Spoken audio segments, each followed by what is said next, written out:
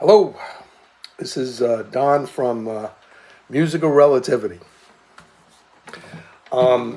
If you have seen any of my previous videos, this is the third video that this will be the fourth. I have three. Two of them were for the bass that I started for one of my students, and someone inspired me to do a guitar video. So this is the second in a series of guitar videos.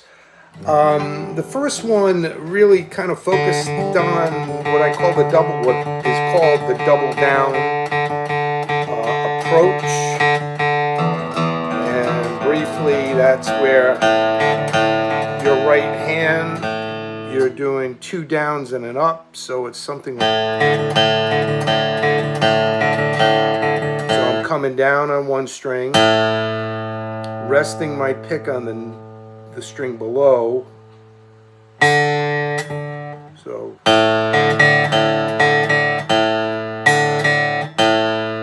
I'm coming one. Now that first one I'm pushing through the string. I'm not swinging at it. I'm pushing through the string, and then my pick comes to rest on the string below, where I'm doing a down and an up, and then back.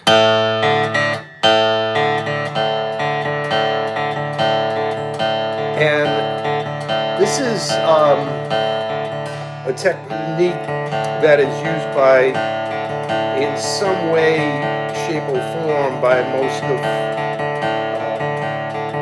the great flatpickers. And I know it might look like they're just going up,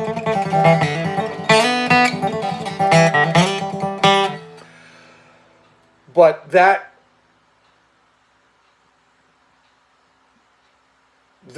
right hand movement creates time and space. And think about it like a timing mechanism that puts your pick into the right spot, the right feel, and creates a triplet. Now again, I don't want to get into how music is written. People will say different things about it. But I'm gonna say, and you can look at my first video, this can go on to one string,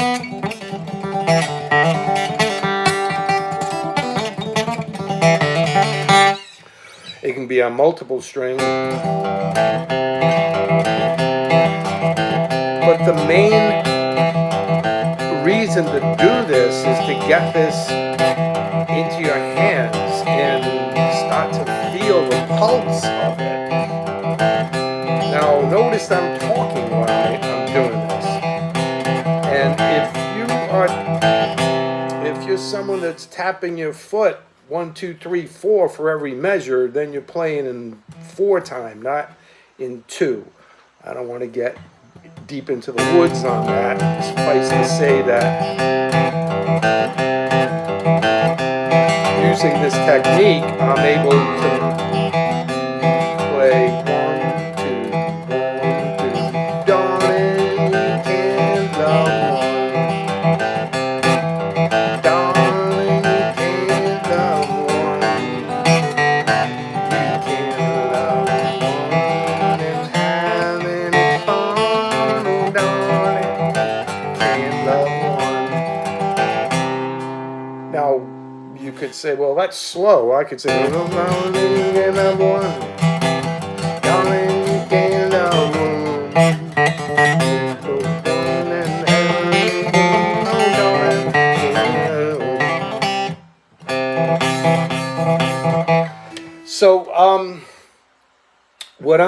So, what I was asked is if I could show some practical applications of this once you've spent some time working on that. And again, you can go back to my first video. I always encourage people to use a metronome I encourage them to set the metronome for 60 beats per minute. And I feel that 60 is the magical number, because for a number of reasons. One is that we breathe at rest. Our heart rate is about 60, and we want to be at rest when we're playing. We don't want to be darling, you can't love one. Darling, you can't love one. Darling, you can't love. I can still have a conversation with one woman and having fun. Darling, you can't love one. I have a little arthritis in this finger, so there's my excuse. And for all of those who say, "Oh, my fingers are too fat, my fingers are too short, my fingers are too," that's, again, it's just an excuse. All right, so I'm going to show some of these applications. I thought of a few tunes where I could use that on. I'm going to capo here. Now, if you're a jazzer, my jazz friends will call that a cheater bar and frown on that. But this style of music,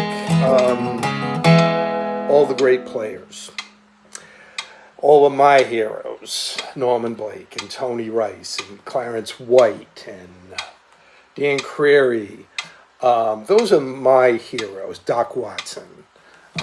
Today, there are people who are doing tremendous things. I see this fella, Billy Strings, who's just a monster player, and I see him getting, I don't know, negative things, and I'm like, damn, this kid can play.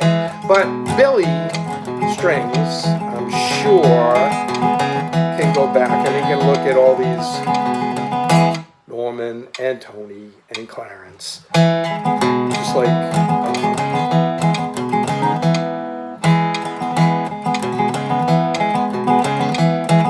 there's no new ideas. We just build off of the giants. So if I could play a little bit of it, I'm just using a C position. Like I said, my index finger doesn't really want to bend that much, but I don't really need that. I'm not playing full chords. I'm staying here. I'm using these bass strings that the guitar is blessed with. So if I can take some tunes like in Canaan's land, I'm on my way where the soul of man never dies. That darkest night returns today. The soul of man never dies. Dear friends, there'll be no sad farewell. There'll be no tears tonight. All is peace and love, and the soul of never dies.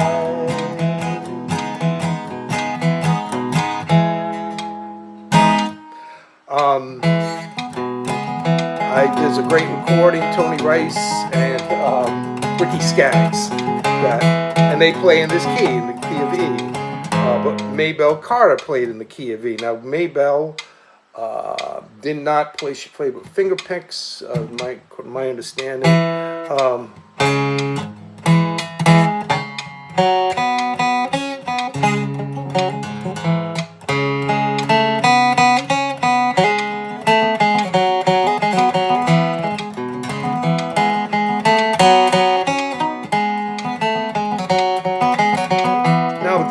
Double down, because I have that feel. I'm bouncing back up off of the string. Notice I'm not doing this.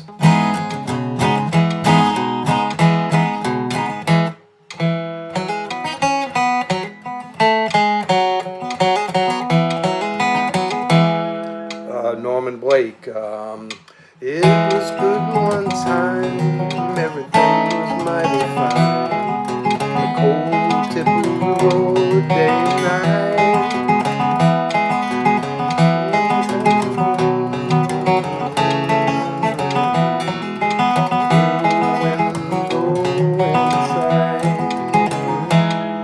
Lost all my money, but a $2 bill. $2 bill for more. What's all my money but a $2 bill on my lonely bill? All right, so I think that before you can start to pick out of this, you really need to get this feel down.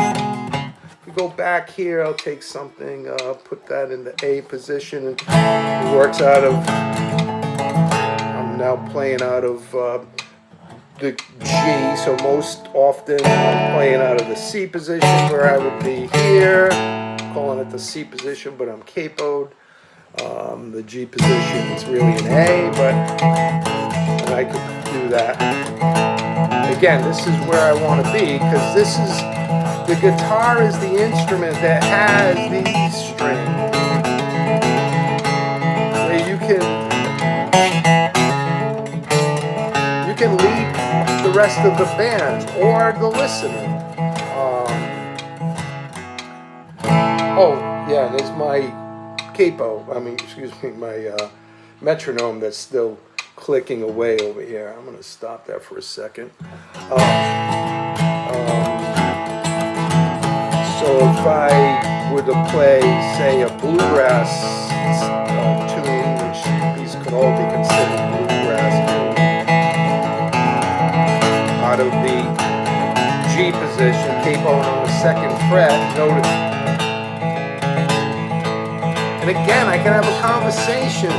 Try it. See if you can talk when you're playing. You can say, well, whoop-de-poop.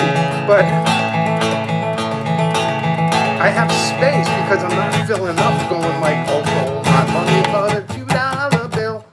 So if I said, I can tell by the look in your eyes, you can't fold.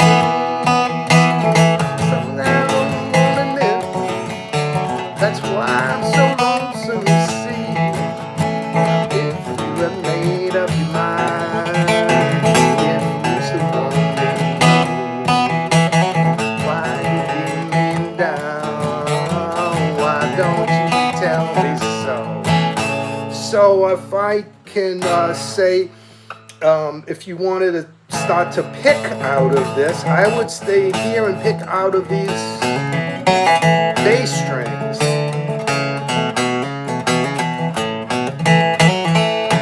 Instead of going to here in the range that the mandolin has and the fiddle has and the banjo has. So how would I do that? I could, and I'm trying to position my guitar as best that you can see, but I'm obviously not working in with fancy equipment here. And again, this is on using the double down technique in a practical sense. You know, you've practiced it. Here's my 4 chord. Now notice I'm not saying that's because I'd have to think I'm capoed. Here's my 1. Here's my 5.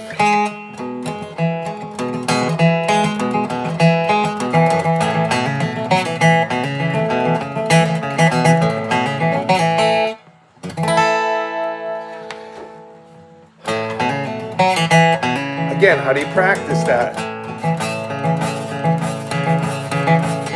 Go get your G.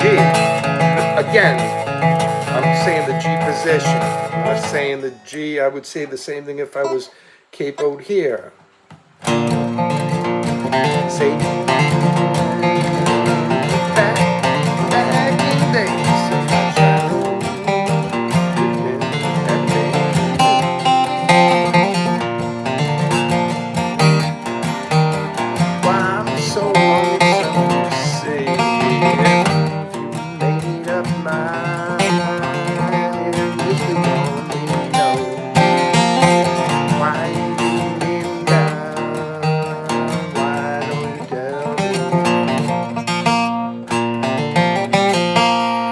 Flat run, called the Flat Run in honor of Lester Flatt, who used that when he was playing with Bill Monroe and had a hard time keeping up with Bill and Earl Scruggs.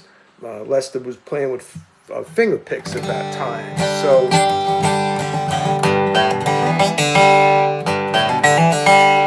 and a lot of people play the flat run different ways, and you can look at people that,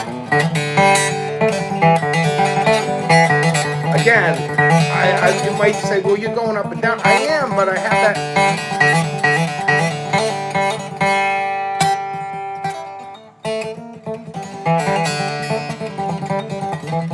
And I can talk while I'm doing this.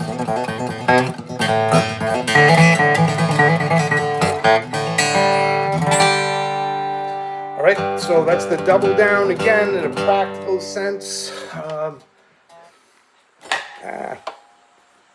Try this one more time here, and maybe I love this song. In Canaan's land, I'm on my way for the soul of man that died. Darkest night returns today for the soul of man that dies. Dear friends, there'll be no sad farewell, there'll be no tear-stained eyes. All is peace and love, and the soul of man never